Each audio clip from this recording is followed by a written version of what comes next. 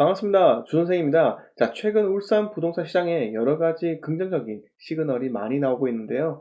특히 북구 송정지구 입주가 서서히 마무리되면서 마피로 나왔던 분양권들이 거의 사라지면서 신영지엘 프로지오 같은 경우 전세 2억 4천까지 계약된 것을 제 눈으로 목격하기도 했습니다.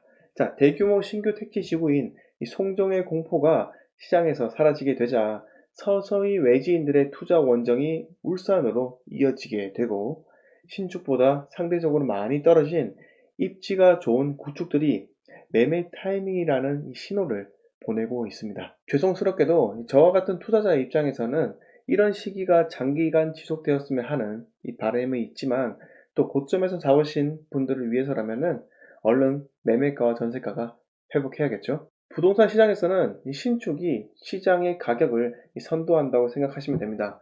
상승기에서는 이 신축을 따라 구축이 뒤늦게 오르지만은 지금과 같이 하락기의 끝자락인 이 회복기에서는 상대적으로 많이 떨어진 입지 좋은 구축이 가격 메리트가 상당히 있기 때문에 신축보다 먼저 상승하게 됩니다. 신축은 어차피 분양가가 비싸기 때문에 이 시장 심리가 얼어붙어 있는 지금은 이 상승 추세를 탈 수 있는 시기가 아닙니다. 그런데 구축 같은 경우 이미 급매로 내놨던 물량들이 거진 소진된 터라 현재 매물로 내놓은 물량도 상당히 적습니다. 그렇기 때문에 이 밑바닥부터 호가를 서서히 끌어올리게 되면 사람들은 어차피 과거에 어디 가격까지 올랐다 라는 것만 생각하기 때문에 그때보다 싸지 라는 이런 심리로 구축의 가격을 회복시키게 됩니다. 자, 그래서 이번 시간에는 울산 남구의 부동산 투자 방향성이라는 주제로 과거 울산 남구의 부대장까지 올랐던 이 신정동 신성미소지움을 대표적으로 예로 들면서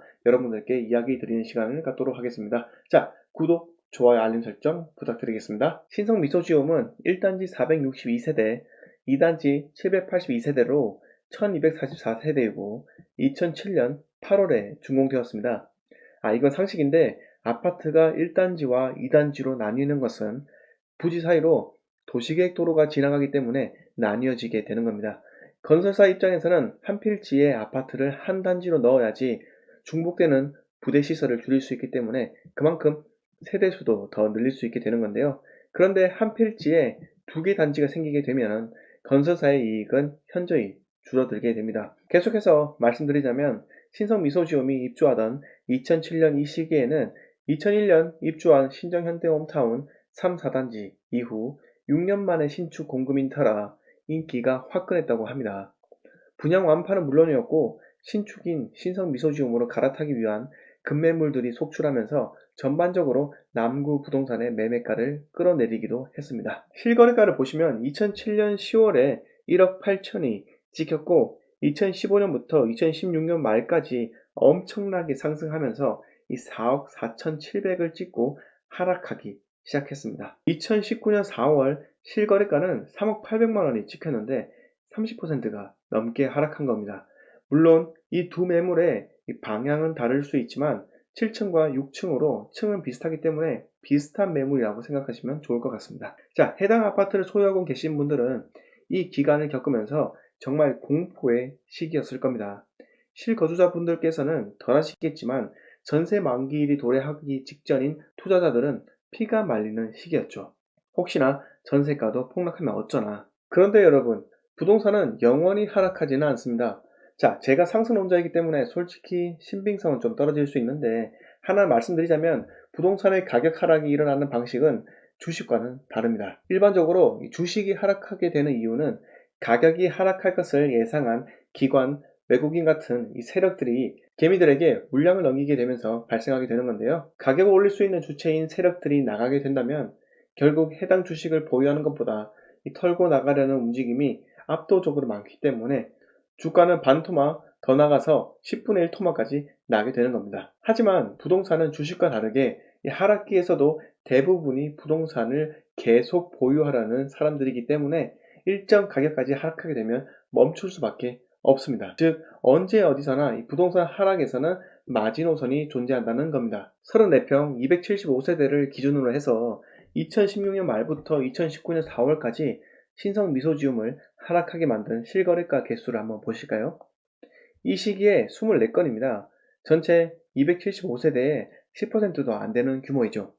자, 90%가 본인이 매수한 가격을 지키려고 하는 심리이기 때문에 부동산은 주식과 달리 반토막이 날 수 없는 구조입니다. 우스갯소리로 하락기에 이런 경우도 있습니다. 리모델링으로 4, 5천 들여서 입주한 사람이 있는데 본인이 리모델링한 비용을 하락기에서도 다 뽑아 먹으려 하는 경우도 있습니다. 자, 그리고 시스템 에어컨 설치로 1,000만 원 들인 비용까지 하락기인데도 불구하고 다 받아먹고 싶다는 경우도 있는데요. 물론 이해는 되죠. 그런데 이런 분들이 거래가 잘 진행되지 않는다면 정말 무섭게 변할 수도 있습니다.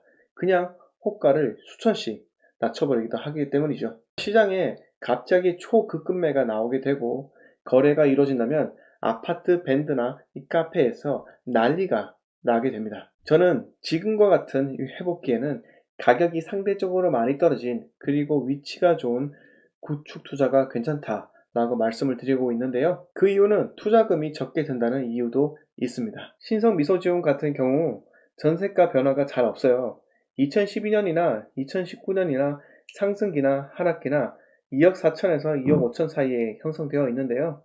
올해 8월에는 전세 2억 8천으로 실거래가가 찍히면서 매매가와 전세가 갭 차이가 상당히 줄어든 것도 확인할 수 있었습니다. 그만큼 적은 금액으로 일단 남구에 내 집 마련이 가능하다는 겁니다. 저는 앞으로 신정동 일대 전세가가 더욱 오를 것이라 예상되는데요.